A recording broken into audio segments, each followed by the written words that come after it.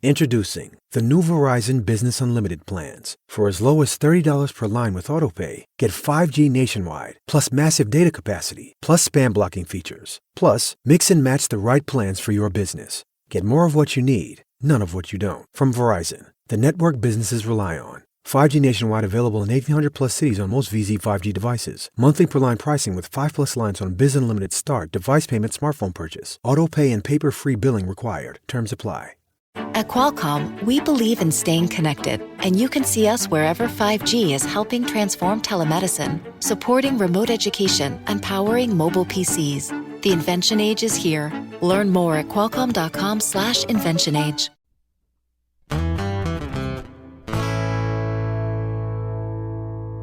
Our flavor palette definitely has something to do with the soil that we're growing in.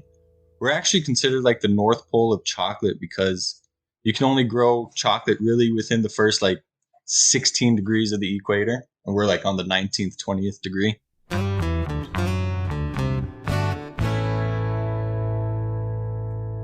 Hello and welcome to episode 92 of the Farm Traveler Podcast. I'm your host, Trevor Williams, and today on the show, this was totally unintentional, but it worked out perfectly. Just in time for Valentine's Day, we are going to talk about chocolate. Specifically, we're going to talk about Hawaiian chocolate from a farm called Lavaloha, and today we're talking with their farm manager, Daeus Bencomo. So you just heard from him earlier. Daeus is going to tell us all about Hawaiian chocolate, specifically Lavaloha, what they're doing on their farm, and how they are single origin chocolate and what exactly that means. So Daeus is going to tell us that their chocolate farm actually grows on the side of a volcano in Hawaii and how that kind of plays a role in the very unique flavor profiles of this chocolate. He'll tell us about the whole chocolate production process, how they harvest the cocoa beans and all that good stuff. Also, some health benefits from chocolate, which we always forget about the great benefits of chocolate because usually it's in Hershey bars and that's usually not the greatest thing in the world for you. But dark chocolate is full of great nutrients and vitamins for you. COVID's still a thing, obviously, but Daeus and the team at Lavaloha have been doing a great job with their farm tours, and he'll tell us all about that, what they're doing, how they're trying to stay safe, while also helping tourists learn a thing or two about Hawaiian chocolate and Hawaiian agriculture. So I hope you enjoy this episode. I can't believe it took us 92 episodes to actually start to talk about chocolate. So I'm super excited. I hope you enjoy this episode. Again, this is episode 92 with Daeus Bencomo from Lavaloha in Hawaii. Thanks so much for listening, and on with the show.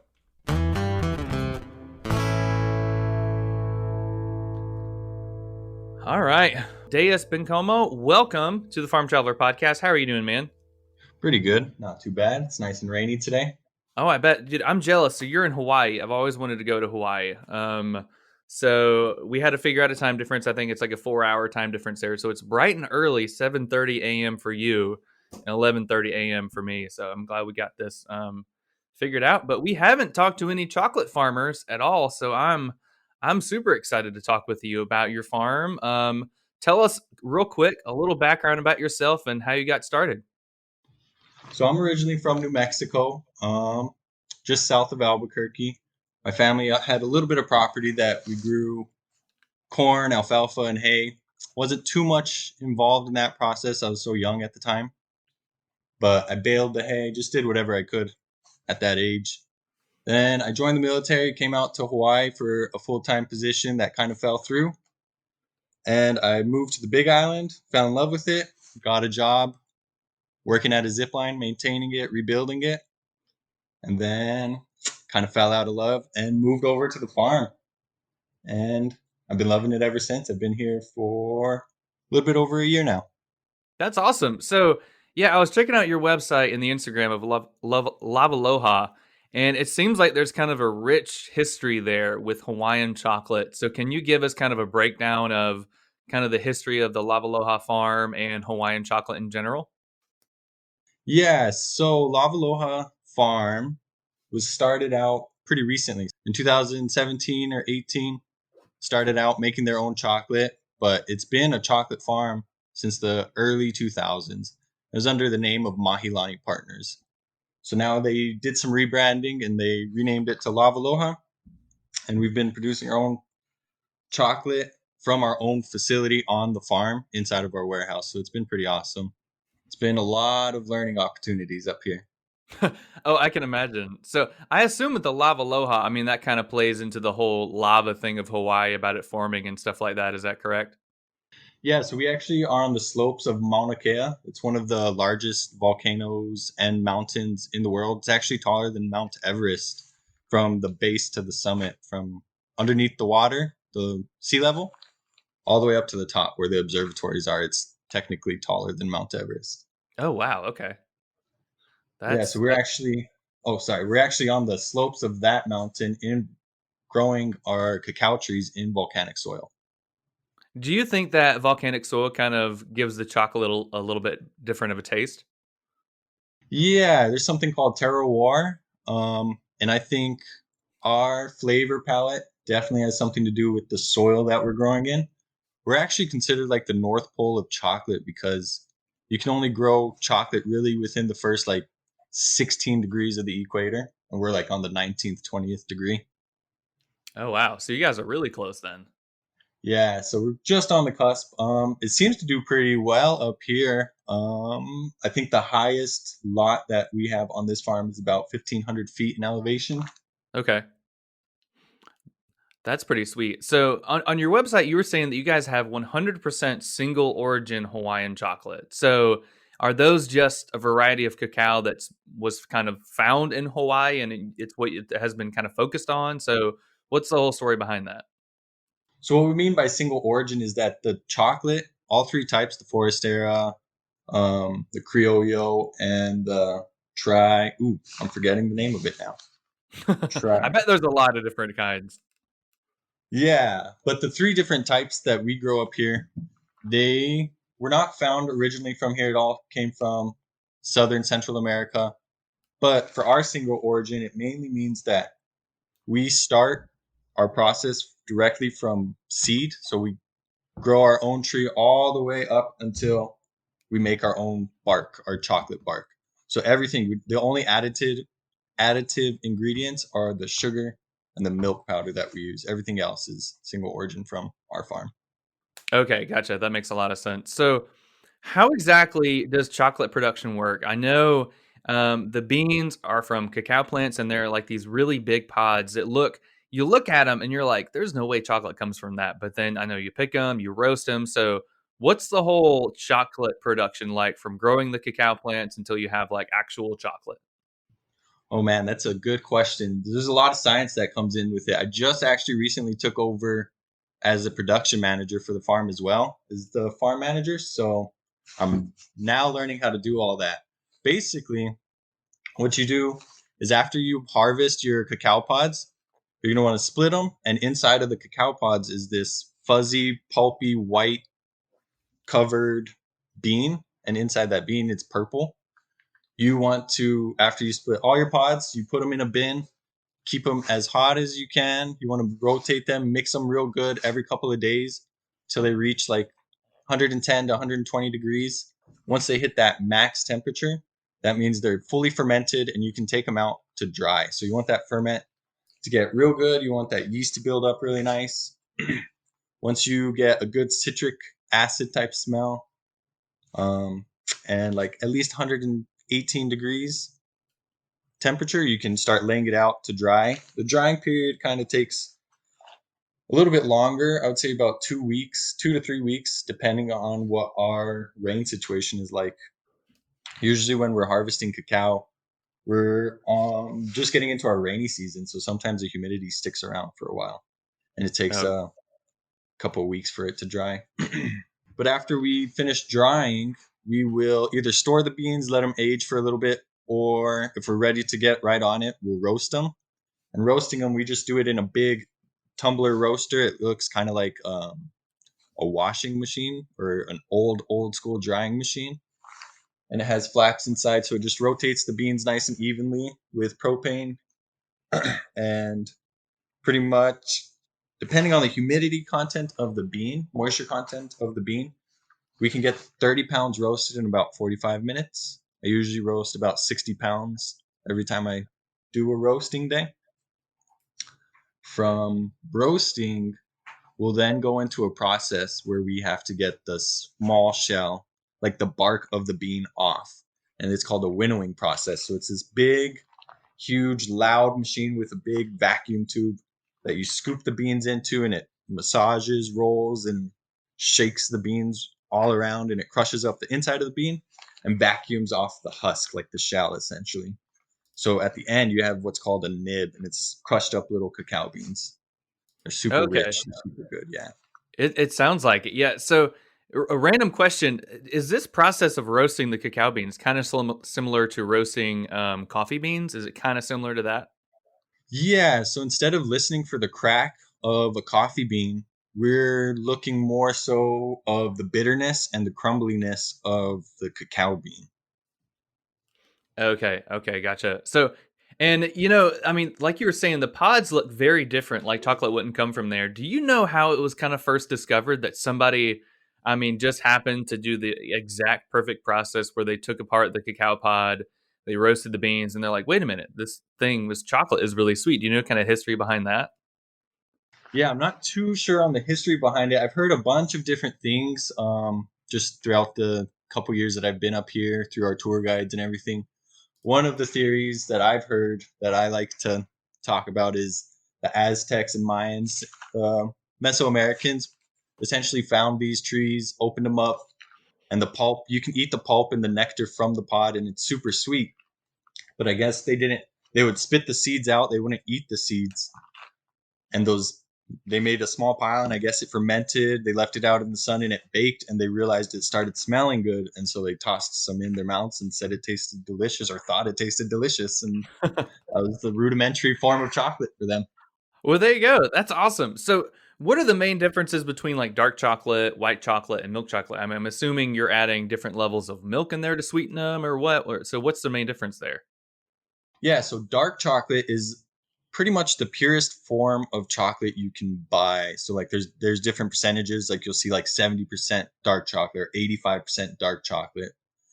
That means basically the content of cacao inside that chocolate is 70% and the other 30% is added ingredients. So it could be sugar. Sometimes people will use different forms of oils and fats instead of cacao butter, cocoa butter. Um, for white chocolate, this one's actually interesting because a lot of like really hardcore chocolate eaters, kind of like wine connoisseurs, but for the chocolate world, will say that white chocolate really isn't chocolate because it's basically just a whole butt ton of cacao butter, cocoa butter, sugar, and milk powder. And that's really all it is. You just mix that up and you got white chocolate. Oh wow, that kind of makes sense because it's so sweet. And I mean, I'm a white chocolate fan, but I mean that's very interesting. I didn't know about that, but that does make a lot of sense as to. I mean, it's super duper sweet as opposed to a dark chocolate, which is a little bitter, but still also really good. Yeah, and then with the dark chocolates, that's how you actually get the more flavor tone and palettes or essences of like the areas that it's grown in throughout the world. Like our chocolate, you can catch a little hint of banana, maybe a little bit of mushrooms. I'm not one to have tasted the mushroom yet, but I've heard a couple people say it so far. I Hmm. taste definitely like a fruity banana-y flavor in our dark chocolates for sure. Oh, that's interesting. Okay, so I know I honestly don't know of anybody that doesn't like chocolate. I think it's one of those things that's like universally loved. And I mean, a lot of people don't know it. I mean, they just think of it as like a treat or a dessert, but there's a lot of like health benefits to chocolate. And I saw a lot of that on your website. So, I mean, in moderation, what are some of the good health benefits of eating chocolate? One good thing is the theobromine is a great supplement for caffeine. So the husks that we take off of in the winnowing process, the husk of the bean that we take off when we make the nibs, you can make it into a tea, and that can supplement your coffee in the morning. And it's got a little bit of caffeine still, but not as much as the coffee would. And the theobromine has a lot of antioxidants. It's a natural energy booster. It's just overall good for digestive health too. Also, cacao powder. I forget if it was World War I or World War II, but the chocolate industry just donated all the cacao powder, the chocolate powder, essentially canned it and sent it over to the troops. And just like the tea, it has a lot of theobromine. It has good super antioxidants, and you can kind of do whatever you want with it. You can bake with it. You can make hot chocolate. You kind of do whatever you really need to do with that stuff. Oh, that's neat. Yeah. That's a good point you brought up. I love learning about the history of products and stuff, especially when they tie in with like huge events like wars and stuff. And I believe it was World War One or World War Two when they developed M&Ms, and they were trying to send chocolate to troops, but it kept melting, and so they developed a candy coating to put around the chocolate to keep it from melting, and that's what M&Ms are.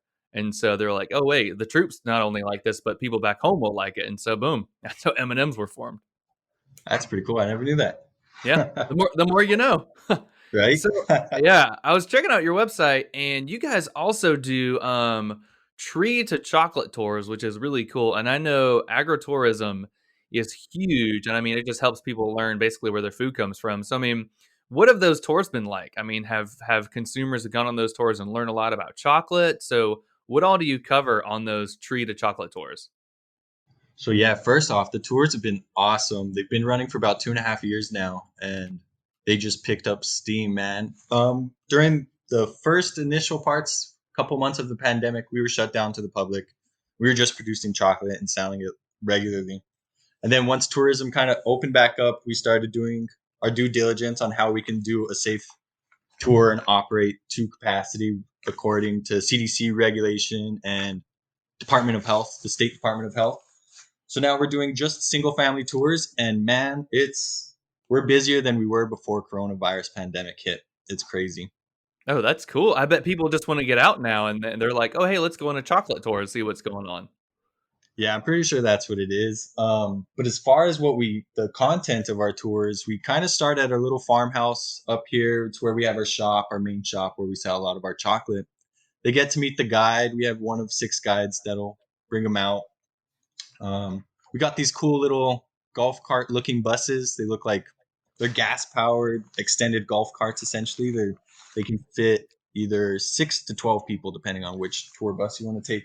It's not fully enclosed, but there's a windshield and like some shade covering, so you don't have to get wet with the rain. Mm. We get picked up here, and then you go down the hill, and all on the left side of you while you're driving down our hill is all infancy stages all the way up to like adolescent and some adult cacao trees, probably about 300 to 400 cacao trees all to your left as you're driving down. They'll kind of talk about the history of our soil, the Mauna Kea that I mentioned earlier, how it's the tallest mountain, the volcanic soil, what we do to mitigate some of our pests out here, our windbreakers. We use bamboo as a windbreaker. And then on the right side of us, we have a couple canoe plants that the ancient Polynesians brought over with them to Hawaii when they were traveling in their canoes and their outriggers. So like the ulu, breadfruit, bananas, bamboo. So they kind of talk about that. So the left and the right is pretty diverse in the sense that you got Central America on one side and then Polynesian America on the other side.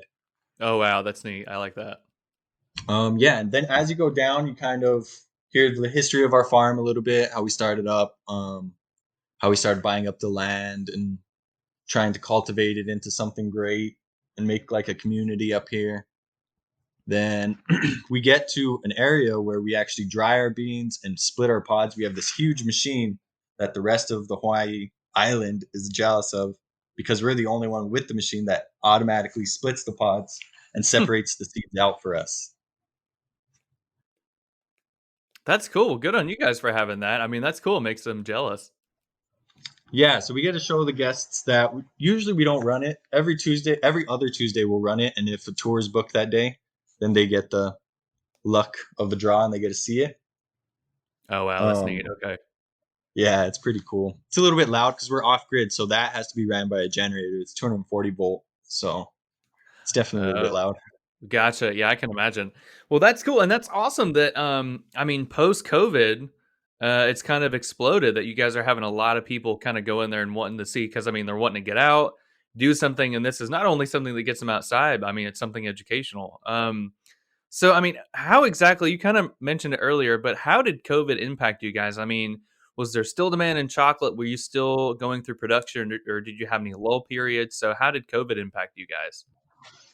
Yeah, the first, I was actually activated with the National Guard for the first couple of months. So I was gone from March till the first week of June, or like the end of February to the first week of June.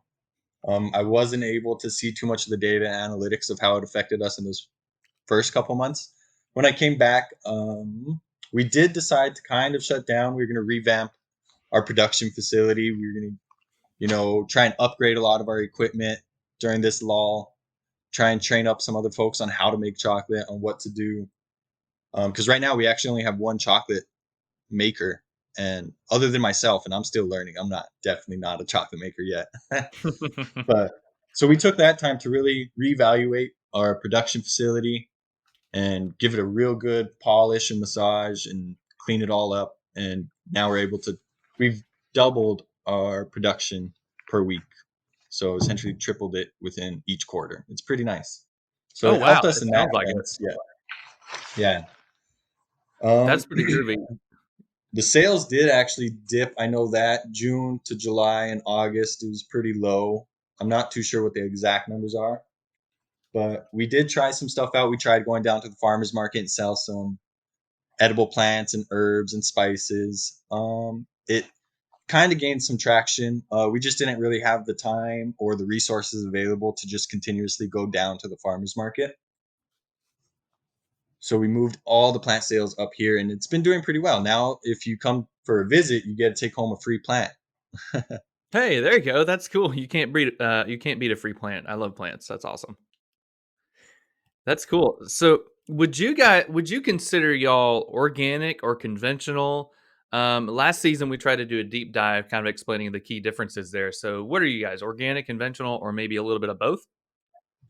When I first started, we were definitely pushing to try and be organic. It's definitely super hard. I don't think the consumers really understand what it's like to get that type of certification. It could be a couple years before we could even put the label on our packages if we were to go that route. But we do a mixture of both, I'd say. We definitely try and stick as close to the organic side as we can. We have kind of like these plastic cages around our trees to mitigate some of the pests out here, so we don't have to spray any type of organic chemical. We used to use mulch and chickens to kind of get rid of them. The chickens kind of moved away out of the lots and into the lower parts of the farm. So yeah, we try and do a little bit of both. I like to stick more towards the organic side. It makes me feel a little bit better. I know it makes a lot of the folks out here that come to visit Hawaii feel better. They're like, oh, these guys are doing great things. They're conserving the land. They're not damaging it with any type of harmful chemical. What I try and tell people is that no matter what, whether it's organic or conventional, when you spray something, anything at all, even if it's neem oil, you're affecting the chemistry of the soil. So no matter what, you're always going to have some type of effect on the soil, whether you're spraying organic or non-organic compounds. Yeah, that's a really good point. And I've learned just by interviewing people that a lot more focus the past couple of decades, I guess, is really going into the soil. And so instead of just spraying and adding fertilizers and other chemicals, farmers are starting to pay more attention to the soil and make sure the soil health is there, because if the soil's good, your plants are going to grow. And so you're kind of reducing the inputs you have to add if you're making sure the soil is up to snuff. And but that's good. That's good for you guys. And I mean, Hawaii just seems so beautiful.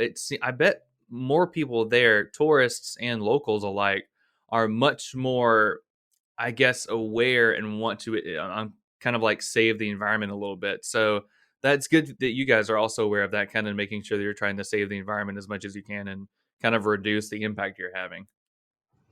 Yeah, we try to. We like to do a lot of restorative projects on our plot of land if we have time and the resources available and somebody with the knowledge to do so.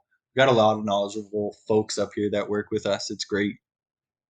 That's awesome. It sounds like it. So, I mean, what kind of challenges have you had kind of being the farm manager and production manager? So, I mean, I'm sure no 2 days are the same. You're always having new issues pop up. So, what kind of challenges and kind of growth have you experienced from doing all of that?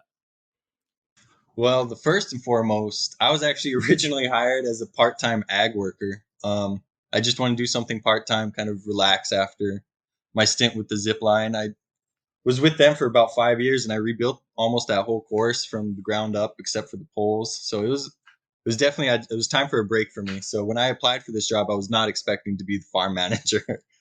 um, with that being said, the biggest obstacle that I had to overcome, and I still feel like I'm still overcoming it and learning from it, is the subtropical farming aspect, the non-monocrop farming. Like I have to learn the soil science of this whole area because this is a 1,000-acre farm. Not no two plots are the same in a sense. So the subtropical farming techniques have actually been pretty fun. They haven't been too hard. It's been pretty straightforward. A lot of folks out here have their own different methods of growing chocolate. So I just kind of ask around and they say, this works for me, that works for me, this doesn't work for me.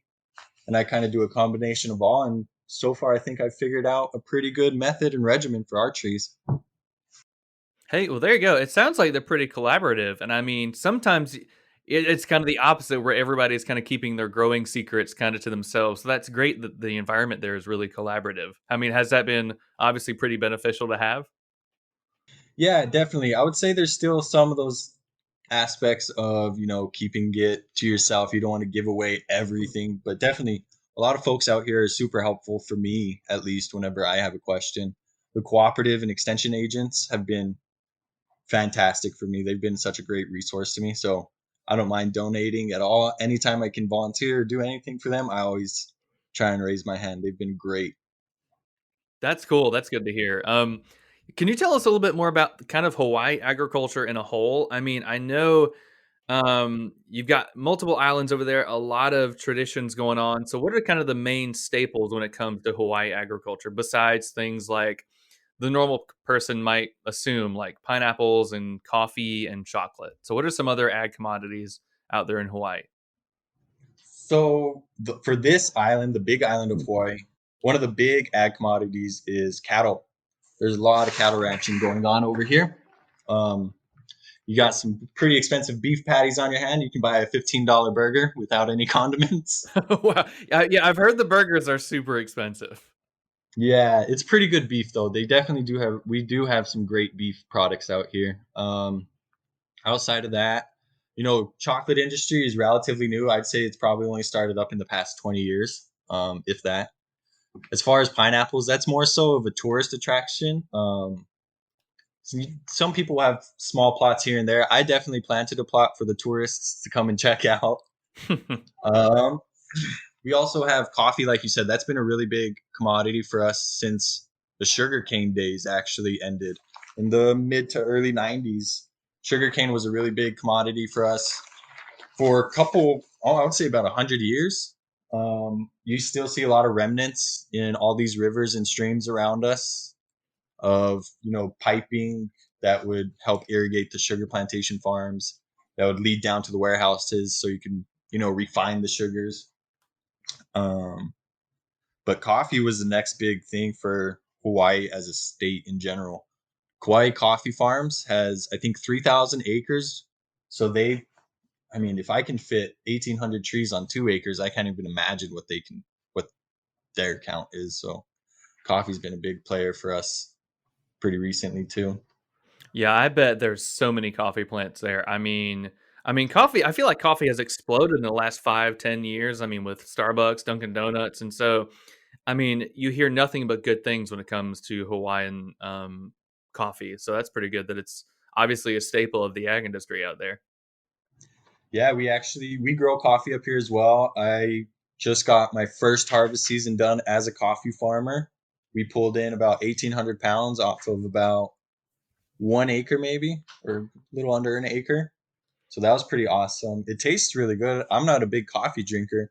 I definitely just stick to the energy drinks, but it it was sweet. It's got a really nice aroma to it. We haven't cupped our coffee yet. I'm not sure if you know what that is when you cup coffee. No, what's that?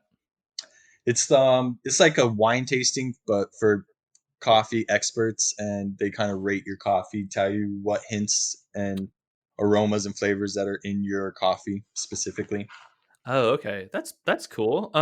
Did you have to do anything in particular to kind of start that coffee production a little bit, or could you just like was it as simple as just planting the plants, waiting for them to grow, harvesting them, trying them out?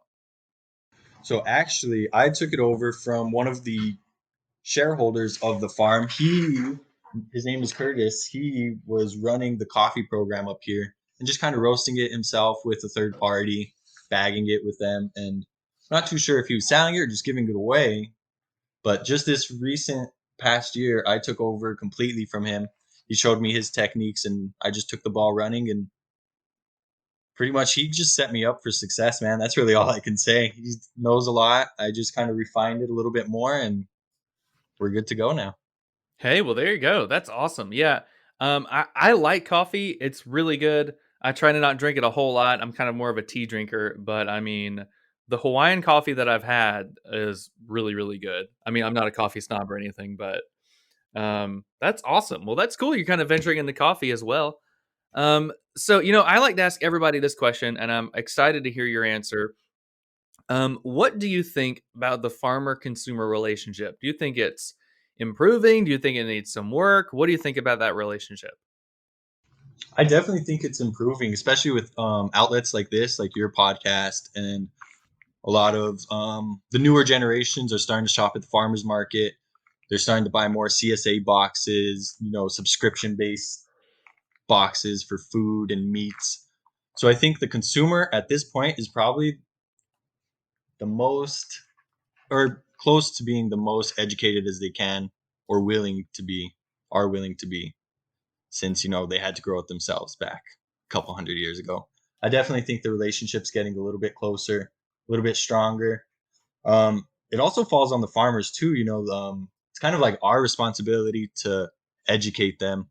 I know I've heard you mention it with, I think it was Shay, the onion farmer, Yeah. and I think that's like definitely, it falls on the farmers just as much as it does on the consumers to learn and educate each other, to teach and educate each other. Yeah, that's true. I've seen a lot of kind of ag educators and even just like, I guess you could say random influencers that make like TikToks or something. And I don't know if you follow her, but there's a girl on Facebook called Food Science Babe, and she is a great educator with the science and stuff behind food production. And there have been a bunch of like TikToks and random Instagram reels where people are like calling out false information, and then she sends them a video, and then they do like they work together on producing videos that the influencer is like, oh hey, I was wrong, here's an expert, here's how I was wrong. So I mean, I think that has been huge. I mean, there's a lot of false information out there, but the fact that people are fighting that misinformation and getting the right info out there has been huge. And so those are all really good points you brought up. Yeah, I don't follow her, but I'll definitely check her out after this interview. I've been trying to kind of increase my following on YouTube, a little bit on Instagram. I'm kind of a private person on Instagram, so I definitely don't like to overshare anything, but I definitely do like to keep my friends and family informed of what I'm doing on the agricultural side. Hey, well, there you go. Yeah, and I'm sure they love following you, see what you got going on. Well, Deus, this has been awesome, man. Finally chatting with you, talking about chocolate and even coffee production in Florida, in Hawaii, not Florida. So Lavaloha, you guys seem super cool. If people want to check out the farm, where can they go to kind of follow you guys and see what you're up to? They can definitely go to the website, lavaloha.com. If they wanted to go to our Instagram, we have an Instagram under lavaloha.hawaii. So that's LAVALOHA You can see a bunch of our cool pictures, some of our processing facilities, some of our production pictures, and our tour guides in action. Probably catch a couple of pictures of me, my wife, and my dog. Um, we also have a Facebook. Same thing. Just search Lavaloha Hawaii, and it'll bring you right up. Yeah, I'm checking out your website right now, or I'm sorry, the Instagram page, and there's a lot of really cool pictures, kind of behind the scenes look of on coffee production, kind of how you harvest the pods from the cacao plants, and kind of how you roast them, and I think you guys are doing a great job. Well, if I'm ever in Hawaii, I will have to stop by the Big Island and check you guys out and do one of those chocolate or one of those tree to chocolate tours because they sound super duper fun. So hopefully COVID will pass soon and I'll head over there one day and kind of check you guys out. That sounds awesome. Just give me a ring, man. Dude, deal. All right, well, Daeus, so thanks so much for being on, man. We'll talk to you soon. All right, no problem. Thank you.